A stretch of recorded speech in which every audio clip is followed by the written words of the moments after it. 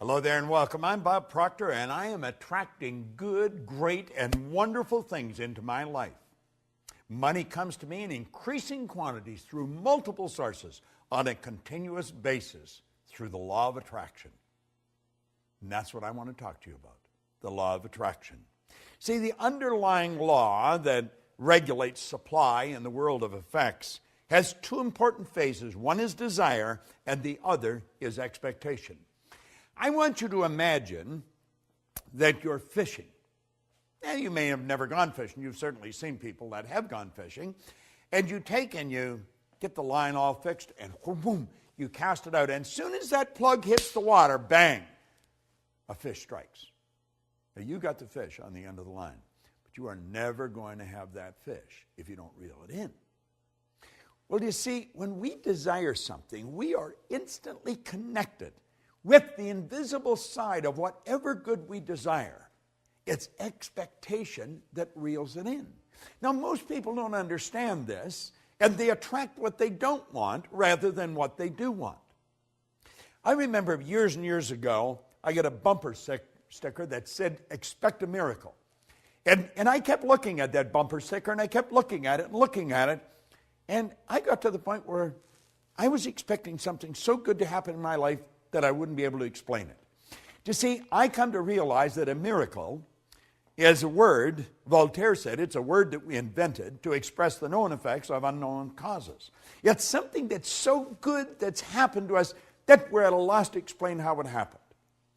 I want to explain how I attracted something into my life that literally changed my life, changed my business, but it changed the lives of 200 or 300 million people as well. I got a phone call on my cell phone, and it was a very garbled message. I had difficulty understanding it, and I didn't delete it, but I just kept hitting the pound or the hash and leaving it there in the phone. And one day, my phone was full. So I thought, I should empty the thing. I think I was in an airport at the time, so I sat down and I took all the messages off one at a time and wrote them all out and then deleted them. And I phoned Gina Hayden, who's worked with me for the past quarter century, and I said, Gina, I think this woman's name is Glenda, and I think this is the phone number. It sounds like an Australian phone number. Would you phone now? There's something about a film. Would you phone and see if the number is even the right number? Now, I'd had it on my phone for a good month.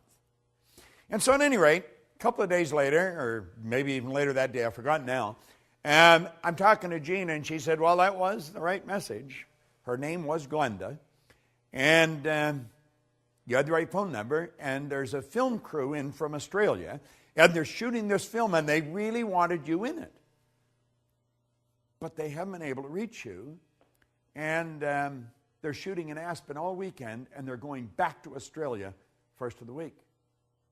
And Gina said, isn't that strange? Bob's doing a seminar this week in Aspen.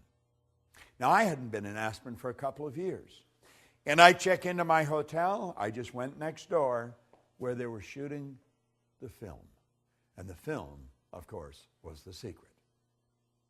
And you know, all of a sudden, all over the world now, people know Bob Proctor, and they know about the work that I do, that I love doing.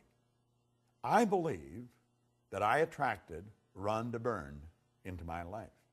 But I also believe Rhonda Byrne attracted me into her life. And you see, the secret I attracted. I expected something big to happen.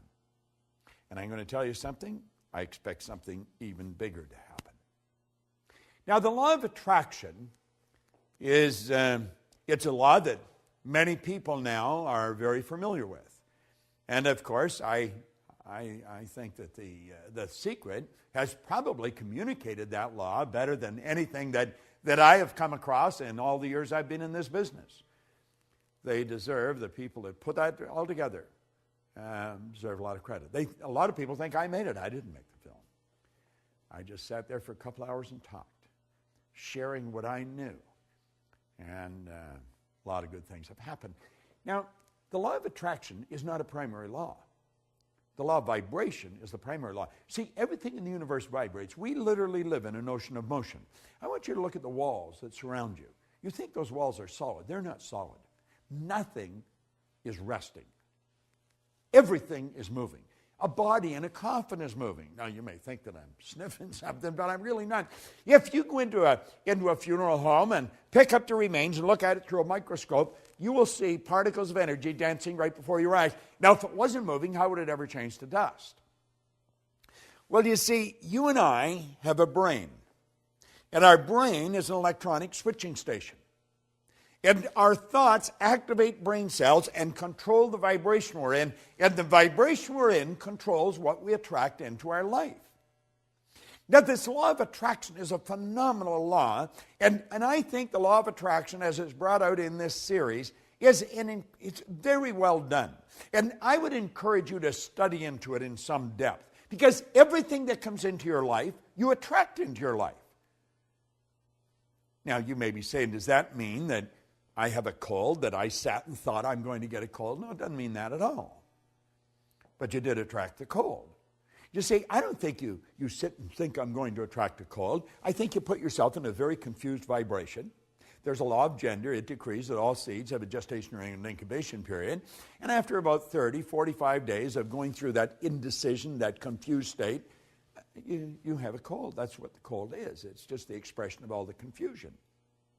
Anyway, we do attract everything into our life. Now, for many, many years, I had a terrible time with money, as most people do.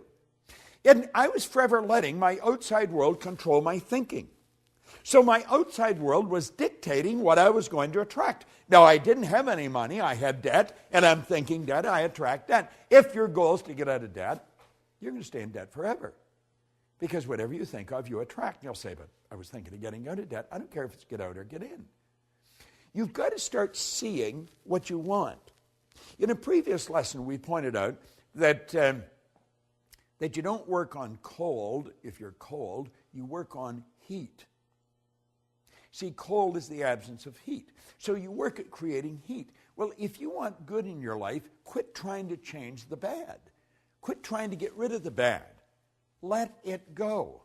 Let the dead bury the dead. Let it be part of the past. Start to see the good that you desire. Visualize it. See it as present in your mind. The second you've got the idea in your mind, you've got it intellectually. The second you internalize it, you've got it emotionally. And then it's only a period of time until you attract it physically.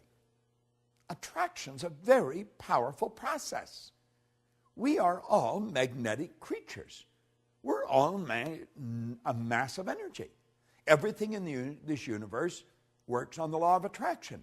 You go into some restaurants, and they're always busy. The energy is good in those restaurants.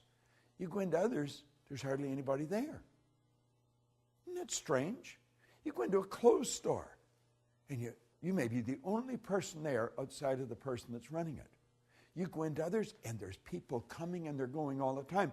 It has to do with the energy of the place of business. And the place of business is nothing but an expression of the consciousness of the person that's running the business. When we start to understand this, when we start to understand that we literally attract everything into our life, and it's our thoughts that are controlling what we attract, our whole world's going to change. You see, nature does not deprive us of any good or desired thing. Now, Hollywell points this out so well. It does provide us with the mental equipment and the inner power to acquire and enjoy the essential good to ensure a happy and a worthwhile existence. And it all happens in a very simple method.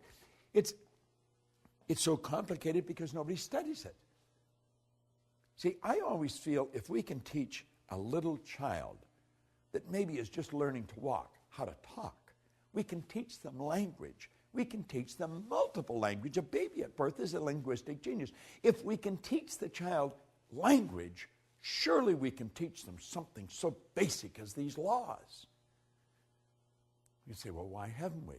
Because hardly anybody understood them. The parent's not going to teach something to the child that they don't even know. The parent's only going to give the child what they've got. You see, what you don't fix, your kids are going to inherit.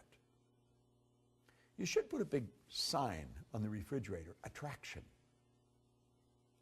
Put it on the outside of your bank account. Hang it in your mirror where you put your makeup or shave in the morning. Put the word attraction everywhere.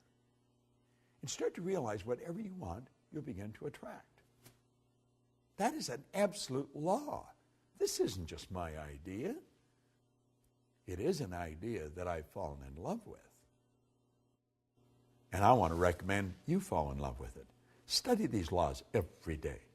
Now keep in mind, this video series is just an overview of these laws. Get into it in depth. Get the script. Study the script. You'd be so glad you did. This is Bob Proctor. Thank you.